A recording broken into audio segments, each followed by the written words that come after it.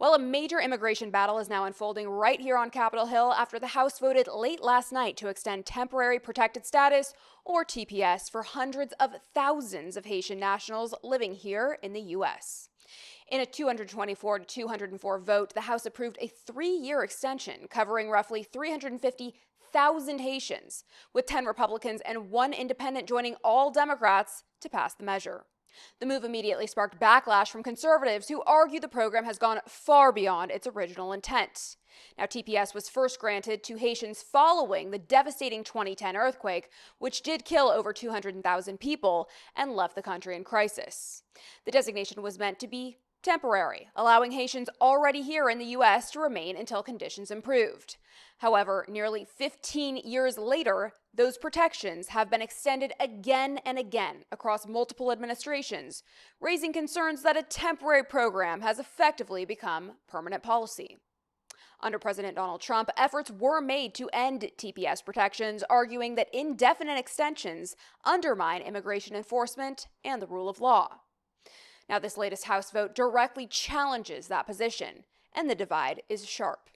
Completely ignoring the temporary nature of TPS, Representative Rich McCormick states he voted to extend the protections as he can't in good conscience vote to send them back to Haiti, and that this issue is completely separate from illegal immigration.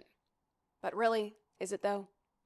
Listen to how Representative Chip Roy describes how almost all Haiti TPS holders enter the country. Let's also talk about the reality that we have 91% of all Haiti TPS holders entered the country illegally, deliberately violating our immigration laws, and are now using TPS status to stay in the United States. The issue isn't just about legality, it's about long-term impact. And it raises a broader question.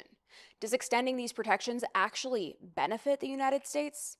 Well, listen as Representative Brandon Gill raises concerns. So let's ask ourselves, does mass migration from Haiti benefit the American people? The answer is obviously no.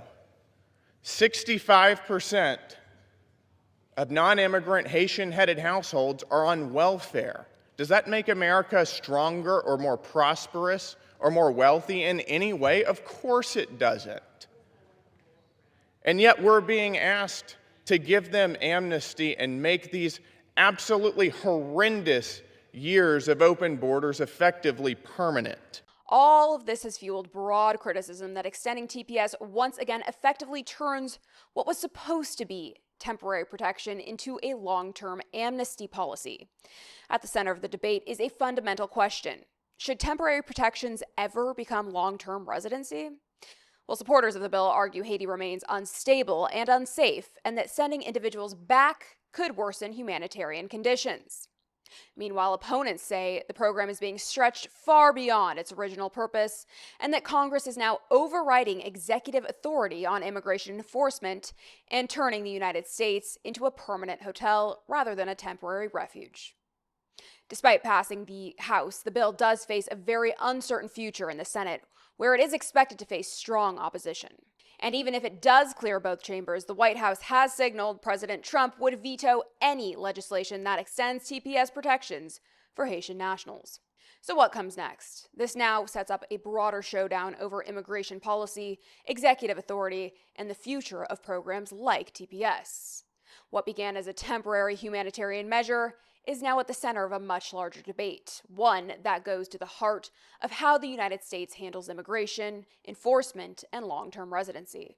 And for many Americans, there is little appetite for policies that turn temporary protections into what critics see as long-term amnesty. Reporting for Lindell TV, I'm Allison Steinberg.